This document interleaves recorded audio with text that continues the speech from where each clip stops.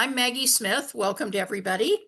I'm glad to see everybody. We're going to organize this so that I talk for about an hour, and you can put questions in the chat as I go along. Um, and then Ken is going to kind of organize them, and at 8 o'clock, we'll start the question and answer part. So if you only want to stay for the presentation, you can bug out at that point if you don't have any questions or if you want to listen to the questions. Okay, this is going to be a 6-month plan for launching a book. I'm going to take it by month or by kind of 2-month timeframes. I will say that if you have already launched a book, the pre-planning stage that I'm going to talk about, you won't need to do because you will already have that. But the rest of it, if you're just launching a book, a debut, you'll need to actually have a 12-month plan probably. Let me just explain for you, you all that haven't met me, who I am. Maggie Smith. I live here in Wisconsin, in Milwaukee, and I've been a writer for about 7 or 8 years. I started my podcast in 2018, so that was 7 years ago. And so I was kind of in the writing community at that point and trying to write my first novel. My first novel is Truth and Other Lies. I published it with 1016 Press here in Wisconsin in March 2022. I did hire a PR firm for that launch, for that debut. I did it in 3 formats: paperback, audio, and ebook. I've sold to date, so that is about 3 years, 2,500 across those 3 mediums, audio, ebook, and paperback. I've won about 9 major awards, book awards, in contests for that book. The second one I published is Blind Spot. I published that 2 years later, about 18 months ago. I indie published that. And I also have bought back the rights to Truth and Other Lies. I published that in all 3 formats. I've sold about 1,800 of those and won about 5 major awards for that. And I also do, as I mentioned, a weekly podcast for debut authors where I've interviewed almost 300 debut women's fiction authors across that time. So I'm speaking not only from my own point of view, but also what 300 different people that have published all the way from the big 5 to indie published and everything in between, hybrid, small press, have told me in those interviews about their issues about marketing and what worked for them and what didn't. So that's my viewpoint. I'm telling you what I've sold to give you the message that you need to be realistic about your goals. There's a lot of data floating around that that most people sell under 200 books. So be careful about your expectations and what that will drive your budget as to what you're going to sell. You're not going to sell 10,000 books unless you are probably traditionally published. I come out of an indie publishing and a small press perspective. I'll try and tell you things along the way that you may not have to do if you sign with one of the big 5 or a larger small press. I try and tell people that writing a book and doing no marketing is like throwing a dinner party and not sending out any invitations. In other words, you're having this event, but nobody knows about it, and nobody's coming, and nobody's paying any attention. So that doesn't make sense. And it does make sense that you will have to do a lot of your own marketing, regardless of whether you are published by the big 5, published by a small press, published by a hybrid press, or university press, or indie publishing. A lot of the marketing will fall on you. And we'll talk about that a little bit as we go along. This is kind of what's going to happen in the timing. The pre-planning phase is going to be about 7 to 12 months. And as I said, that may be one where a lot of that is already in place because you've already published books. So you already probably have a website, you have a newsletter, you have maybe a team of people, you have a book designer, you have a developmental editor, those kinds of things. You know how to use Canva, you know how to use various programs. You're kind of familiar with a lot of how it works. In which case, if it's just another book that you're publishing, you can start 5 to 6 months ahead. And this is kind of the launch phase, 5 to 6 months, 2 to 4 months, 1 month, 1 week, and launch week. And we're going to go through each one of those and what you'll be doing at each one of those phases. And then we're going to be talking a little bit toward the end about a year after launch, the post-launch phase. So the pre-planning phase, 7 to 12 months, you'll need to do some of this for every book, whether you have published or not. You'll need to set goals for this particular book. I have the next slide. We'll be talking a little bit about goals. In each of these cases, when I've listed these things, I've highlighted the ones that I think are the most important, but other ones, you may or may not want to do. But you do need to set goals for this book. You need to set a budget, how much money you're going to spend, and who's going to help you with it.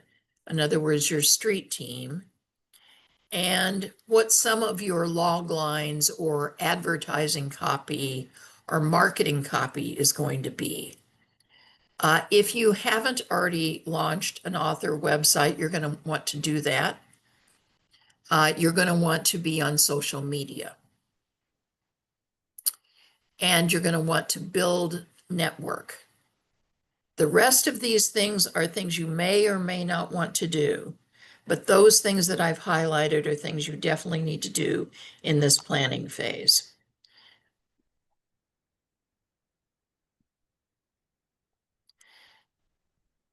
Okay, the goals for this particular book. I'm going to give you some examples here on the right-hand side of one of the things I think that's important about setting goals is to be making them reasonable, making them measurable, and making them achievable. So how would you know if you made your mother proud, for example? But you would know if you sold 1,000 copies, you could track that. And that might be a stretch goal for you if this is your first book and you're not hiring a publicist and you don't have a big publisher behind you. It might be a very easy goal to make if you've got a big 5 publisher who's going to go out and put you on a book tour, is going to have salespeople that call on bookstores. So let's say there's 1,000 bookstores they call on or touch or give their catalog to, and each one just buys one. Then you've already sold 1,000 copies right there, provided they don't come back in a return. You could have a goal to win a major writing award. You would have to enter contests in order to do that. So you would need to look and see where you think you would be able to win an award and be realistic about that.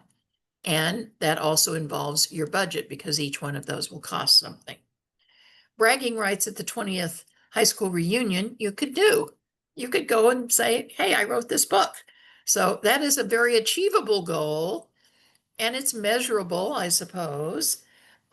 It's not a stretch goal and you would be able to do it. These are all things that people have told me that were their goals for a book.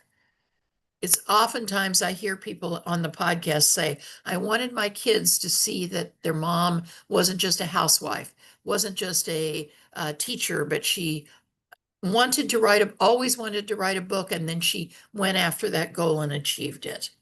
I've heard people say they want to affect someone's lives. Sometimes people write a book that has to do with a cause, breast cancer, grief counseling, getting over addiction.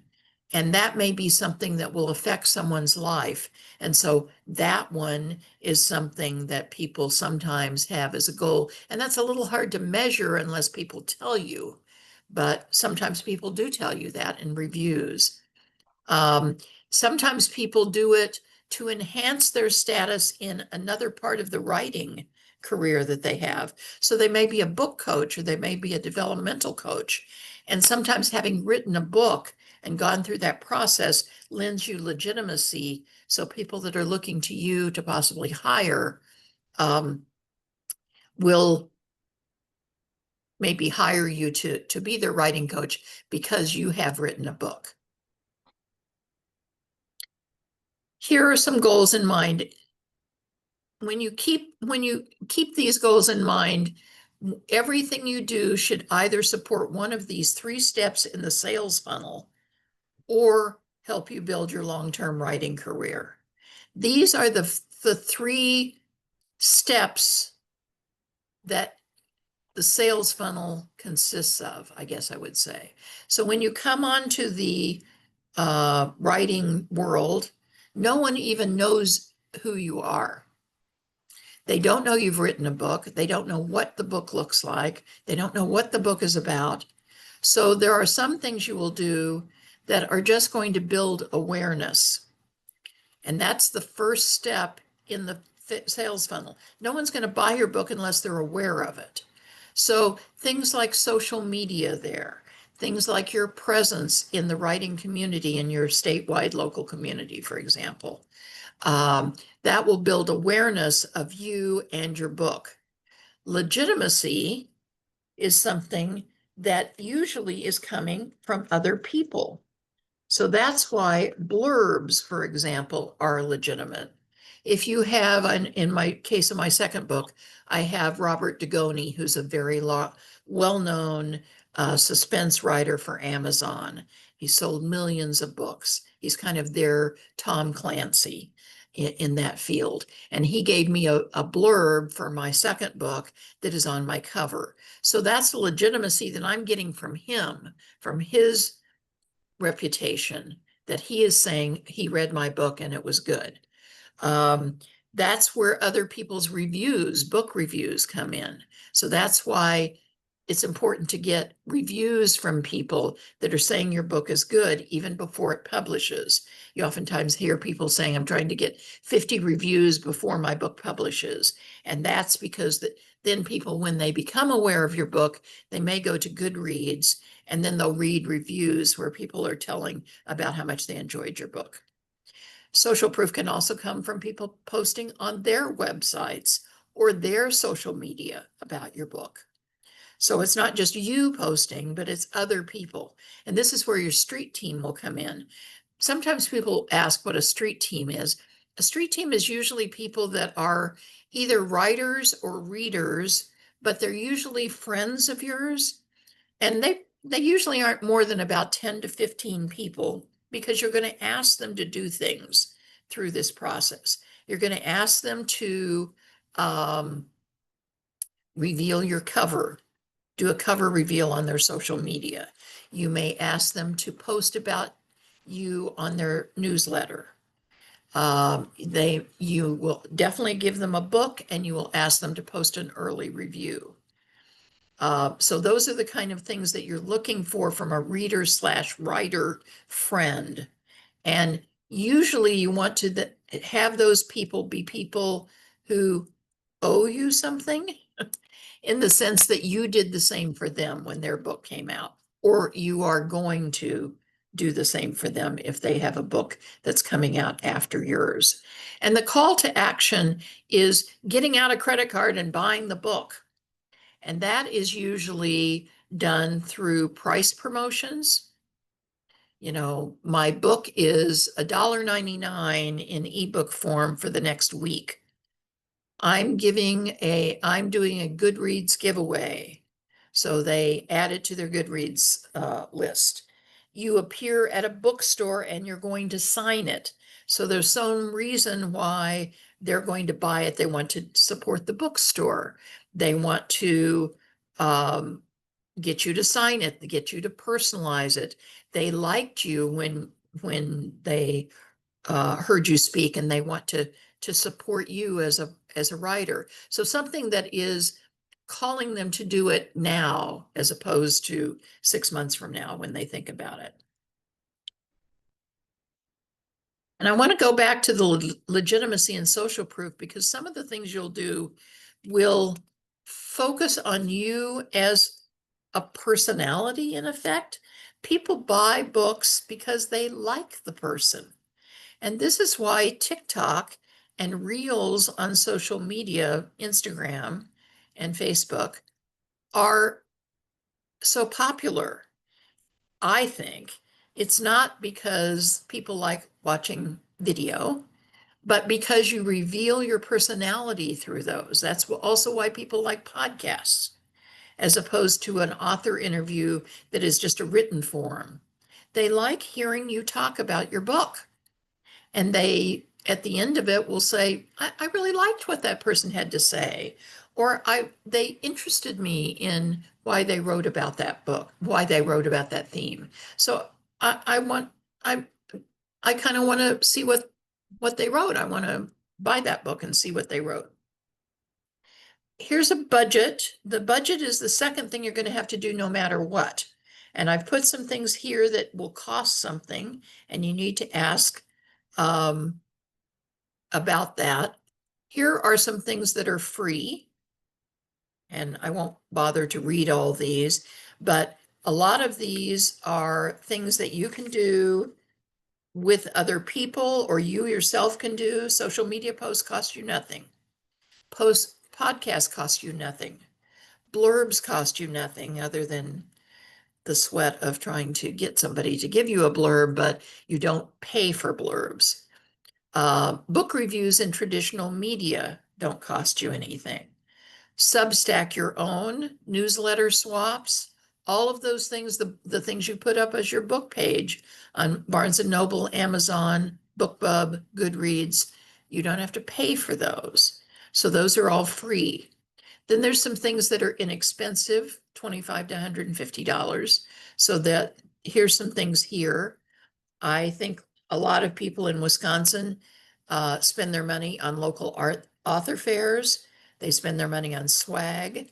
Contest entry fees usually fall within this range. Certain book reviews will. A NetGalley co-op. NetGalley is a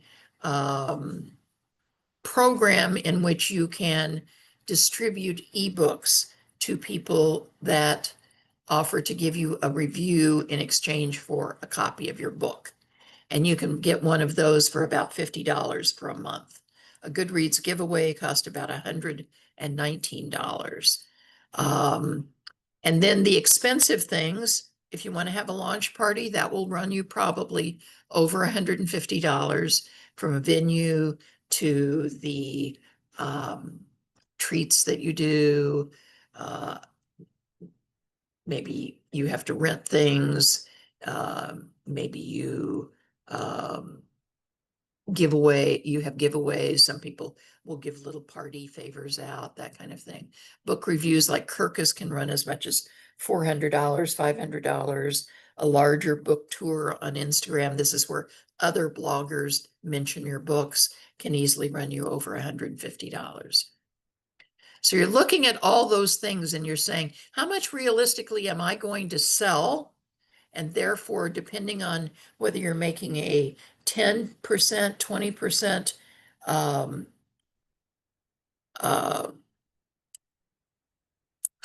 fee from your publisher, royalty, or whether you're indie publishing and maybe you're making $10 on each book that you sell. So you could be making $1, $2, $10. And how many do you think you're going to sell? And then how much are you going to spend? Most people for their first book are going to spend more on getting the marketing out than you make on the book. And so therefore, you're going to have to consult with your family and decide how much you can afford to spend on that. Now we go into the launch phase, 5 to 6 months from the time that you want to publish the book. This is where you finalize your cover design. You will be also amazed at how many things you've forgotten to write. If you go through books that are on your shelf, you'll see that you have to write a dedication. You have to write an acknowledgement that goes at the end. You may choose to have book club discussion questions that are go on your website and in your book. You'll have to write your author bio.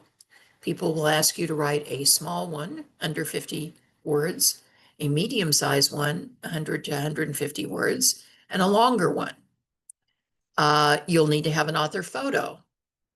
You'll be asked to write book cover copy for the back of the book. It's usually also what will appear on the Amazon page. You'll have, if you're publishing your own, this is the time at which you're going to purchase your ISBN number and your copyright. You're probably going to launch a newsletter if you don't already have one, which means you're going to start on your website saying, sign up for my newsletter, and you're going to start gathering names and then decide how often you're going to publish a newsletter and what you're going to say in the newsletter. You're going to up your social media presence. Remember, in the pre-planning phase, you've already gone on social media. So now you're going to start upping that social media, and you're going to concentrate on 1 to 2 ones that you like doing. For example, I'm very visual, so I like doing Instagram because it's a visual medium. Some people like doing Facebook. Some people like doing Facebook reader groups more than just Facebook. So they will go on Facebook and then they'll find reader groups that have to do with the subject matter of their book. Usually people will design what's called a sell sheet. That is a single sheet that gives a lot of information in very small form, a little tiny bit about your book, your author photo, the photo of the cover, where it's being published, where people can buy it. You might use this to send to bookstores. You might send this to use to podcasters. This is the point at which you will hire a publicist if you want one, because they book 3 to 6 months in advance and they have a limited number of people they take for any one publication month. So sometimes people are already booking even longer out than this. So you want to interview them, pick somebody, and get on their schedule. And then they will start doing some things this far ahead. They will start contacting traditional media. If your dream is to go on, to be in People magazine, for example, or to go on some of the online places like Pop Sugar and Book Nerd and things like that, then you're going to want to have your publicist be sending press releases to those people 5 to 6 months ahead, because they are planning their editorial calendar that far ahead. This is the time to ask the authors for blurbs. It's the time to begin learning how to, or hire someone to, design things like totes, bookmarks, mugs, cards, etc. So you can read the rest of these things here, but it also is a time, if you're going to do an audiobook, that you might want to start interviewing audio narrators, because they also book up. Now we're going to move to the launch phase. This is 2 to 4 months out. So now is the time to recruit the street team. This is where you begin contacting people that are your friends, your readers and writers. You've already thought about who you're going to ask, but this is when you ask them to do it. And this is when they begin getting busy on doing it. So you can't do too much with your street team or with any real advertising until you have a cover. And that is somewhere between the 5 and 6 and 2 and 4 months. So once you have a cover, then you can put your book up on Goodreads. You can put it up on Amazon. You can put it up on Barnes and Noble, any other retailers you want to use. You can also begin showing that cover reveal around 2 to 4 months. Don't show it way back when you get it at 5 to 6 months. That's too early. It can be on Goodreads, but you don't need to be shouting about it on social media. Now have a cover reveal. That's news. It's oftentimes the fact that authors are looking for what is really news that I'm doing. And a cover reveal is news. And so that can be something you'll see people do it, a countdown in a week. On Monday, they'll say, stay tuned here. Every day, I'm going to reveal a little bit more of my cover until Friday when I show you the big cover. And so they post every day on Facebook or TikTok or Instagram or whatever their social media is. You can go in and update your website and show your new book. This is the time in which you order ARCs and distribute them to your early readers. So ARCs are advanced reader copies, and you will upload your data, in other words, your cover and the inside of your book, which will already have formatted back in the 5 to 6 months. And now you will order usually from Ingram for paperback books. You can order from Amazon for paperback books. And you will go on either a NetGalley, an Edelweiss, or BookFunnel for ARCs for your ebooks. You don't want to just send ebooks to people in an eARC form, because then they can distribute them to other people. So you want to have some medium in between that they go in and get it from them. And those are the three that people typically use. And that's how you give people early reviews. So you get the paperbacks from Ingram, you get the ARCs from either the ebooks, from either BookFunnel, Edelweiss, or NetGalley. With the paperbacks, you will also have the expense of printing them, which if you indie print is generally about $5 to $6 for a paperback. And then you will have a cost of shipping them to the people that you want for early reviewers. So every ARC you send out that is a paperback is going to cost you about $10, back to the budget that you're going to be looking at. So you'll need to figure that into your budget. How many do you want to distribute? eARCs are better because they cost you nothing, ebooks, other than going with the different costs to distribute them, but they themselves don't cost you anything to print. Only most people on, for example, Instagram, do not want an ebook. They want the actual copy because they want to make a pretty picture of it. So there's the rub. If you're with a publisher, that will be part of your contract as to how many ARCs they will provide you free of charge. And way back when you sign the contract, that's something you want to negotiate. You want to negotiate as many ARCs as you can, because otherwise they're going to cost you and come out of your pocket. So in the case of my first book, when I was with a publisher, I believe they had 5 that they were going to give me, and I negotiated 15, I think, that they gave me, but I wound up distributing 100. So I spent the money for the difference for those 85 or so, and I paid for the postage on all of them as well. You can see the other kinds of things here that you're going to be doing at this point.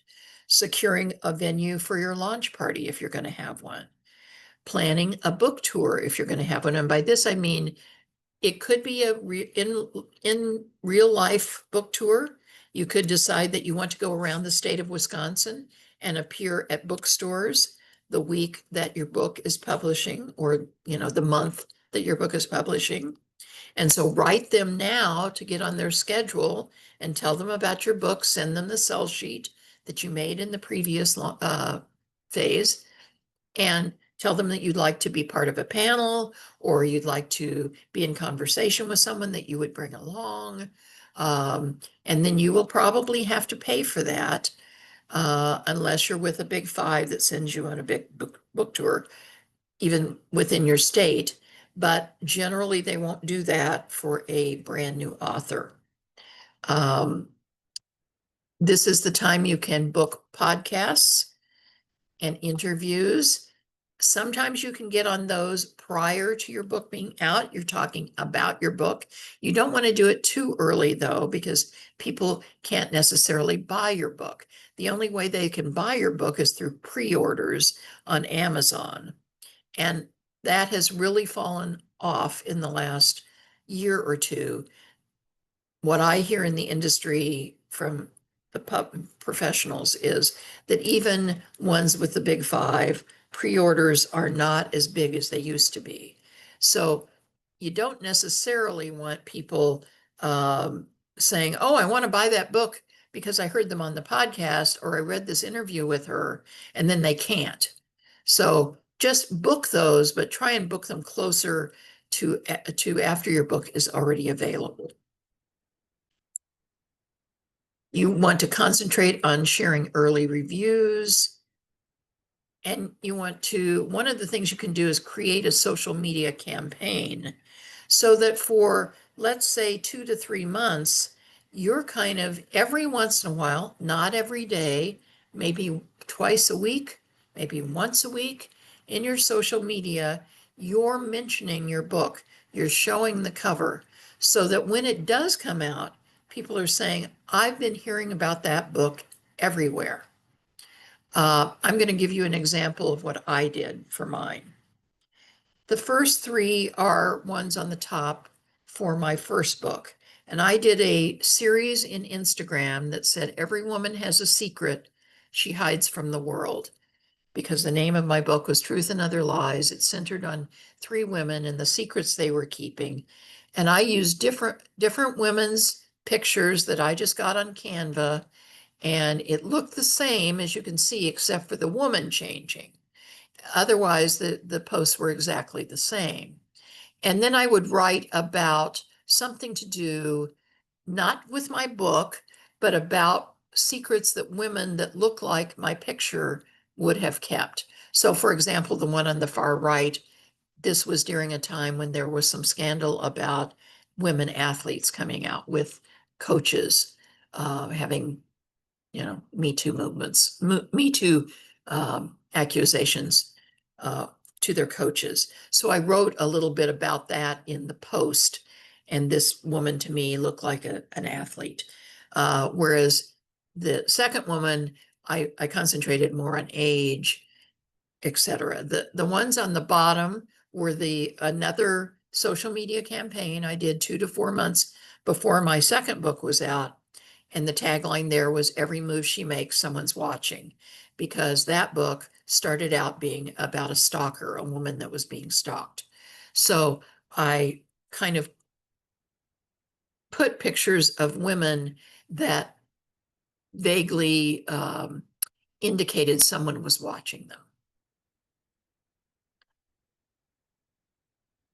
The launch phase, this is happening 1 month before you're launching. So now we're really getting serious. Now, hopefully you are doing maybe podcast interviews. You tell people when it's going to be, because oftentimes you're doing podcast interviews and it's not going to air for another month or two. In fact, they may choose to not air it until your book is out. This is when you can enter contests because you've got usually by this time, you've got some copies of the real book that you can send out to contests and to interviewers. You're creating book club kits. You're doing press releases to local media. You definitely are sharing things about the book. You're on social media a lot. You're sending newsletters to people that have been on your email list. You're doing newsletter swaps. Perhaps you have part of your street team. They usually have their own newsletters. So they may have 1,000 people on their newsletter list. Ask them if you can take over their newsletter 1 month before your book is out and have an interview with you about your book. And they're talking about your book, and hopefully they've read it and they're recommending it. So these are all things you can do during that time. Now we're getting really close. It's 1 week And now you're going to just promote this everywhere because you are news this week. This is news. Post on social media every chance you get. It's not a bad thing to necessarily do it every day. Have your street team do it every day. It's nice if people can see your book a lot. It's nice if you can put in your stories other people's posts so you can repost their post. They may be writing about your book, posting about your book, showing your cover. So share other people's posts on your socials, not necessarily just yours. Talk about themes you were trying to do in the book. Talk about characters. A lot of times people will do, if I was casting my movie, I would. Just think outside the box, all kinds of things that you can do. Look on other social media platforms.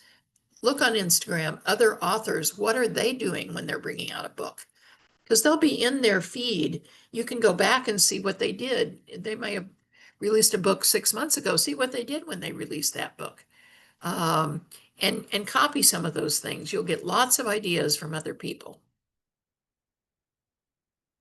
This is the time when you also should be thanking people for helping you launch your book. This is, if you have an agent, if you have an editor, if you have a street team, if you have a publishing team, if you have a publicist, if you have an audiobook narrator, all the people that have given you great reviews, etc. And then launch day. This is generally around the launch day. Maybe the launch week is when people have their launch party. So that will generally be either at a bookstore, it might be that. It might be at a venue like a bar. Sometimes people will have that. Sometimes people will have it in someone's home. It's a chance to just bring all your friends together that are local. You can also have them on Zoom. You can have launch parties on Zoom, and lots of people do that. So celebrate. This is one of the things that is the payoff for having written a book and launched the book and all the money you've spent and all the time you've spent on it is to celebrate that. I did something unusual at my launch party, which is instead of reading from the book, I read the acknowledgments page because in there it was my debut and I had thanked most of the people that were in the audience because they were my street team. They were my early readers. They were part of my critique groups. They were people who had given me blurbs, people who had given me early reviews. They were my family, writing partners. So I read the acknowledgments page and it was very touching because a lot of those people were there and I could point them out and acknowledge them that way. Send out a launch day newsletter telling people on your newsletter list that they can now buy the book. And then drop by local bookstores if you have lined up some of them and they have books in there and offer to autograph the books. The common timing mistakes that I see people making when they're marketing their book are starting too late. So it's 2 months from the time you're going to publish the book and you're just now starting. That's too late. It's not too late versus starting it 1 week, but you've missed a lot of the crucial deadlines. So you're not going to get any national publicity because you've missed their editorial things. You may have missed some contests. It may be difficult to get people to do things really quickly. You've probably missed blurbs because people deserve to have at least 2 to 3 months to read a book. These are generally writers and they're writing their own books. So you need to give them as much time as you can, or stopping too soon. It doesn't stop when you've launched your book. Here's what you could, start writing your next book, but with only 1 T. Here's things you can do in the post-launch phase. This would be a good year to 2 years after your book is out or until you bring out your next book. Out in the world, apply to be on panels. You will have legitimacy because you have written a book. And People will want you to come speak to libraries, civic organizations, associations. You want to see if you can go on local book clubs, in local books, go appear in local book clubs if they're close enough to drive to, or if you want to do them by Zoom, you can do them across the country or in other countries, I suppose. Try and get appearances at local bookstores. It might not be after the fact, after your book is already out, and let's say it's 3 months and your book has already been out. You may not be able to get a single appearance just for you because they're usually wanting things that are coming out that week or that month, but you might be part of a panel that's at a bookstore, or you might be in conversation with somebody whose book is coming out. You could be the person that's feeding them questions, but still there'll be a mention of you and your books. That's interviewing other authors at their events.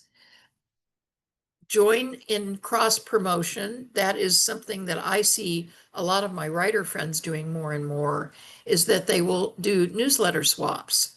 So I will take a book that I liked that is by a friend of mine, and I will feature it in my newsletter, and she will do the same for me. So since we don't have identical email lists, that's a way to get more people to know about your book, know about you. Book fairs, I see a lot of people in Wisconsin doing a lot of book fairs. Craft fairs are oftentimes just as good because you may be the only person selling a book there. Whereas book fairs, maybe everybody's selling a book. So everybody's your competition. The person that's selling jewelry next to you is not your competition. Attend conferences and workshops and meet other writers. Help sponsor events. Hand out your bookmarks. Put your book in charity auctions is something that I don't think people do very often. I rarely go to a charity auction and see a basket of somebody's books and all their swag, but that could be something that you could do that would just cost you the cost of the book and the basket and the swag, and you'd get known by all the people that were there at the charity auction. Things you can do from your laptop. Anytime you have a book birthday, you can do this 5 years after your book is out if you want. You can post about this on social media.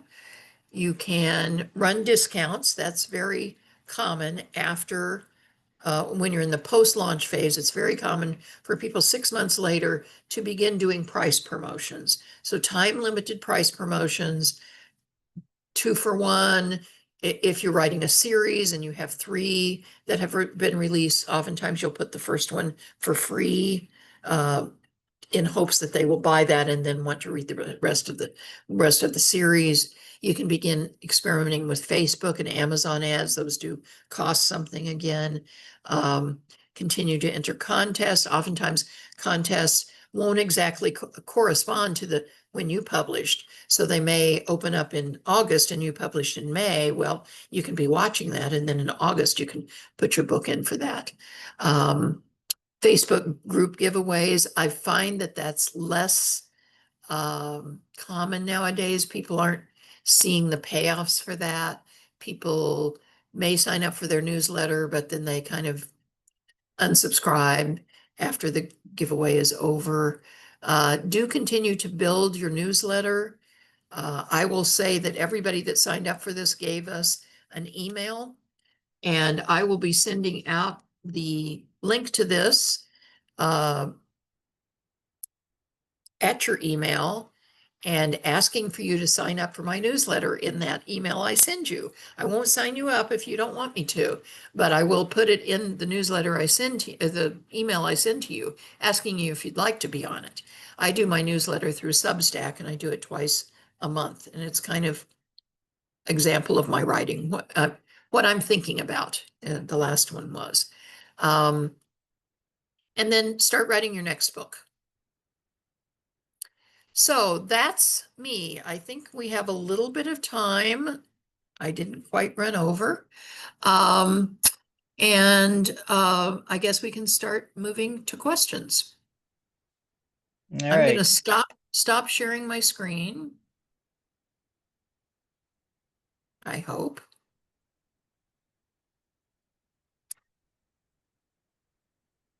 Okay. There you go. All right, I had a few questions that came in while you're talking. I'm just gonna go top to bottom in order. First off, Chris is asking, will you make the slides available, Maggie? Yes, I'm going to Okay. send you this PowerPoint presentation. Yep. So as So long as then, you have PowerPoint, you can. okay. So what I'm copy. gonna do, because we recorded this, it'll be posted to YouTube. And when I send out the broadcast email with a link to YouTube, I will include the presentation deck along with it. So that way everybody has that. Um, and I believe from Madison Ann, had a really good question. How did you get your book to Robert B., Amazon's bestseller, in order for him to provide a blurb? Did you have some sort of inside track, Maggie, or how did you get in touch with him? I did. I had taken classes from him. He and another author give author workshops. And one of the things I did when I was first starting as a writer, because I had never been a writer before, I took a lot of classes and I took a lot of workshops. And I physically went to a lot of workshops if I could afford them. And I did go to 2 or 3 that Robert Dugoni and Stephen James gave. One in Texas, one in Tennessee, and maybe that was it. But I met Robert there and they were a week-long workshop and it was very small. There were only 15 people there.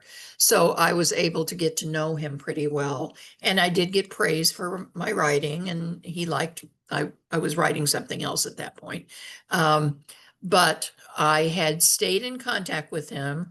One of the things I did for other blurbs that I got, for example, I also got Samantha Downing did a blurb for me for my second book, and I have never met her. And she is not as big as Robert Dugoni, but she is a well-known suspense writer. And I met her purely through Instagram. When I decided I wanted to do a suspense novel, I did my research and I read in that genre. And I made a list of 15 authors that wrote in that genre. And I started following them on Instagram and I started commenting on their posts. And this was a good year or 2 before I approached her for a blurb. So my thought was I wanted to be a warm request rather than a cold request.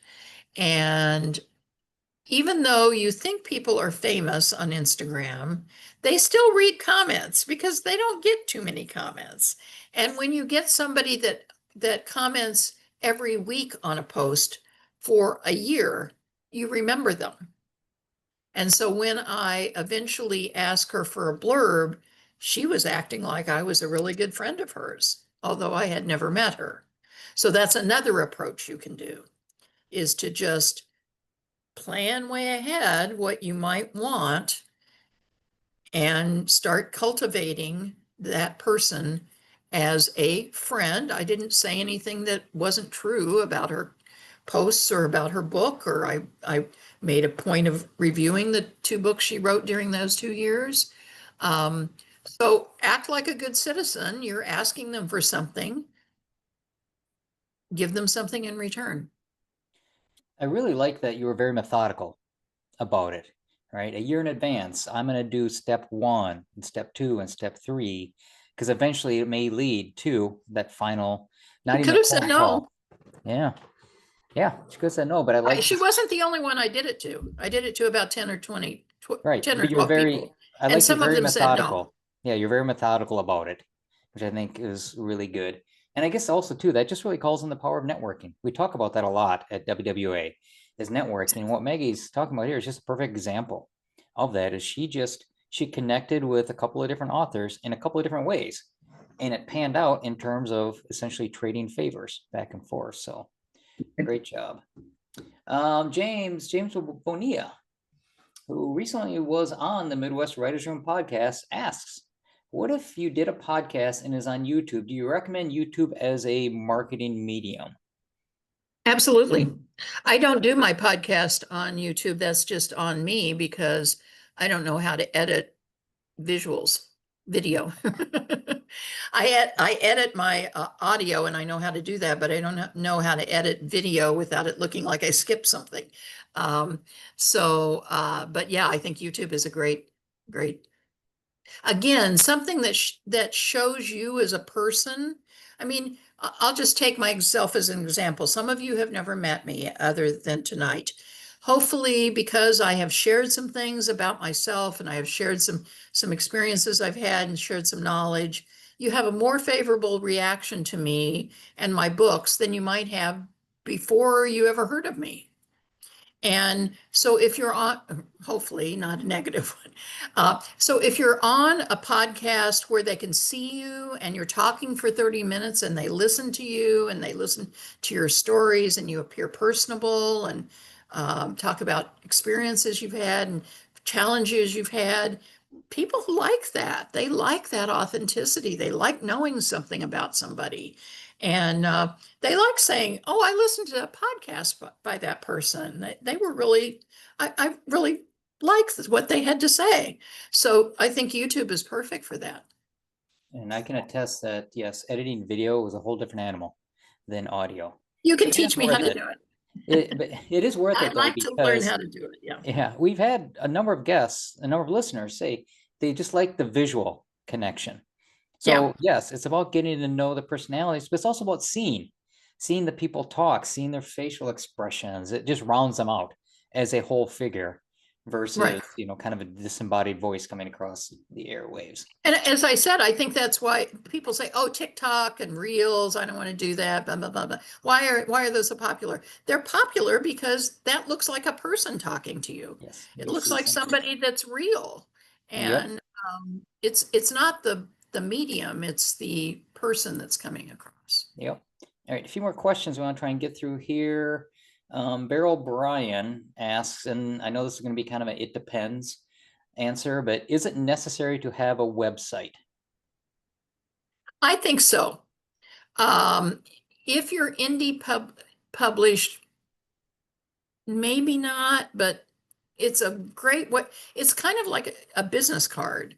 And if you're going to go anything that is not indie publishing, going after an agent, larger publisher, smaller publisher, hybrid publisher, a lot of media, the very first thing they'll do is go to your website. And if you don't have one, that's a negative.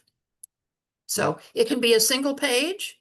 A lot of people know how to do it on Wix and they just do their own. So it doesn't cost them anything. If you want to go fancy, I mean, I spent $2,500 on my website, but it has 5 or 6 tabs and it has all kinds of things on it. And but you don't have to do that, but have something. Yeah. It I shows do you're see serious about it. I do see a lot of people kind of swapping back and forth between Substack and a website because they can kind of play similar Yeah, roles, right? We used to yeah, websites, we used to post blogs, right? We used to post blogs on our website. yeah, There'd be a page with all these blog entries, and that's really a lot of what Substack is doing. right, And you can post buy links to Substack now. So they're becoming a little more interchangeable. right. But I Yeah. would say between And one of the Substack is two, free. right? Between one of the two, you should have at least something like that outward face. Yeah. Owner, which I saw you sitting in there. Sorry, I don't know your name other than owner. Although if that is your name, that's actually quite coincidental. Cool. Yes, where can we find contests and which ones are worth it in terms of writing contests? Are there Well, the good second master one is, lists out there? yeah, there are lists out there, and I will include one that I email to Ken that he can email to everybody. One of the things you might look at is the genre you're writing in. Identify some writers that are kind of, mid-list or kind of look like you, maybe.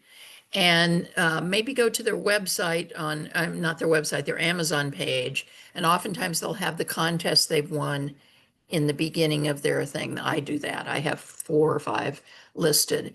That'll give you some clues as to ones you can do. When you go to you really have to kind of look at each one of these, and some of them they have so many that they give out that you can almost be assured you'll win something. And others are more prestigious, and others are like the Booker. I mean, you're not going to win that. So you really have to kind of look and see what other writers are doing, pay attention to their social media. That's usually when they will announce when they win something. You'll need to be in a particular genre. So you need to see how competitive that one is. Do they have a I've gone into categories. My first book was women's fiction, for example, and there were some contests that didn't have women's fiction as a category. So I thought, well, I'm probably not going to win that one, because they don't have a category for me to be in. Whereas thriller suspense, which was what I was in my second book, that's very competitive because lots of people write in that genre. So sometimes people have suspense and thriller and mystery and cozy mystery. And so then that's good because they're kind of breaking it up. So I'll give you a list of contests, but you're kind of on your own to do your own research. Yeah, and there's tons of contests out there. I know WWA used to actually track contests and keep a tab on that, but there's so many in so many genres that we just decided to discard that because we just couldn't. It was too much labor to stay on Right. top of all the different contests out there. All right, Katrina Surwey has a great question here. What is a book launch experience you've had that was particularly fun or stands out as a memory you'll never forget? Well, my two book launches, one was at Comedy Sports. Those of you that live in Milwaukee know what that is. It's a comedy improv venue. I happen to be friends with the person that owns that. So I did pay for it, but not full fee. And my publisher was helping me with that. So they were selling books. So that was um, I had about 75 people come. I gave out goodie bags. I had one free drink. I commissioned somebody to make a drink that was called Truth and Other Lies. And then they served it I gave everybody a ticket that they could get one free drink. Um, and I served cupcakes that were themed. I had a photo booth with props that people could take funny pictures of themselves. So I kind of went all out because that was my debut. The second one I gave it, I wasn't even going to have a launch party. And one of my friends said, "Oh, I'll have it at my house." So I had about 35 people there. And you sell probably a book to everybody that's there, unless they've gotten one ahead of time. And it's very nice because, you're talking to your friends usually. I haven't ever had one at a bookstore. Lots of the people that are on my podcast have. I've had one person had it at a brewery where the brewery was a craft brewery and they made a craft beer for her book and served it there. A lot of people have had it at bookstores. I think that's kind of common. Yeah, that's what I kind of remember. Great question, Katrina. Next time I see you, I'm going to buy you a Truth and Other Lies drink. So you can hold that to me. Ann Madison, we're kind of gloss over your question, Ann, about making friends on Instagram because, Maggie already gave a great example of why it Well, is a that was good how idea. to make a blurb. I mean, you can make friends with people that aren't famous. I follow pretty much everybody that follows me that looks like I might be interested in what they have to talk about. I mean, if they look like they're spammy and they're just wanting to sell me a service or something, then I don't. Yeah. But if they're a fellow writer, I will follow them if I can tell from their posts that they're a fellow writer. Yeah. So I think, Ann, the short answer is yes, it is worthwhile to make friends with authors on Instagram because it's another way to network. Haley's asking if you don't mind sharing, what made you decide to buy back the rights to your first book? Money. Money and control. I think and my publisher was undergoing an ownership change. And I just didn't want to necessarily deal with a brand new owner that I didn't know on a book that I published 2 years ago. So But is this one 1016 Press, yeah, when Michael's Orange Hat. buying it? Okay. Yeah. And so I was with Shannon, who was the previous owner, and Michael is the current owner. And nothing wrong with Michael. I mean, he's great and is a flourishing publishing house. But I just thought, well, I've already done an indie book. I know how to do that, and I'm just going to see if I can buy the rights back from Shannon before she sells it. So I can control both of them. So I can do price promotions and things like that that I couldn't do. I'd have to check with, and when I was with a publisher, I could never tell how many books were selling. And now I have access to an author dashboard that I can check every week and see how many books sold. Yep. And just shameless plug that Michael Brown was on the most recent episode of Midwest Writers Room. We closed out the season with a full-length feature on him and Orange Hat. So, check that out.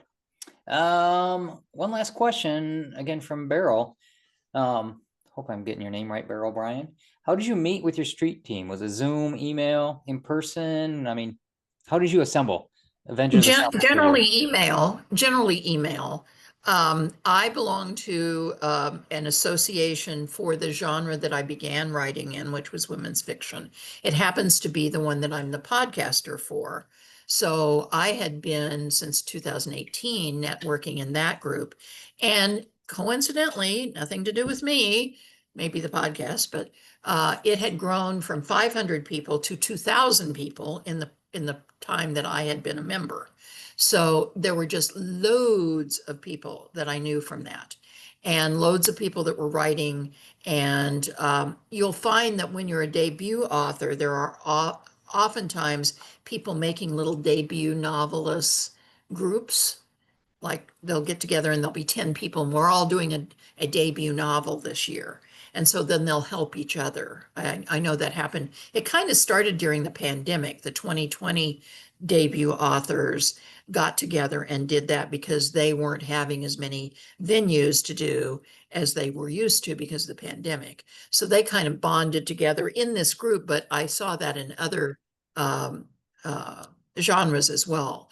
And so I had done book reviews and helped other people before. And so I kind of kept a running list of those people that kind of owed me. And those were the first people that I turned to. I belonged to a book club.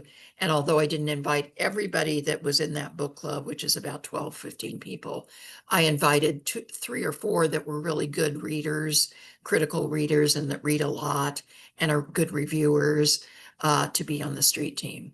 So I communicated with them through email, even though some of them were here in town. But I don't think I ever met with them on Zoom as a group. I was just interfacing with them individually as opposed to a group. Other people have things on their website. I know Carrie Lonsdale, who's an author I know in women's fiction, she has something called the Tiki Group. And it's on her website, and it's a kind of a closed little private thing on her website for the people that are in her street teams. And they can get goodies there and special, she gives them special stuff, sneak previews and things like that. All right, very cool. Well, that wraps it up for the questions in the chat. Okay. Anybody that wants to contact me, the last slide that I had has all my contact information. It has my website, my email, my Substack, my Instagram, I think everything else. And I'm glad anytime I have people, there's usually one or two people from every one of these presentations I do, drops me an email and says, could I just pick your brain? And I say, sure. People have done that for me in the past. I'm more than willing to do that. So I'll set up a Zoom call with you and you can pick my brain about your individual situation. Obviously, what I talked about tonight was a broad kind of thing that had to do with all kinds of different ways of publishing, all kinds of different ways of budgeting things. But there's a whole host of changes occurring in publishing, and I try and keep up with those. One of the ways to do that is Substack. I do think that's a new social media that a lot of writers in the industry are going on.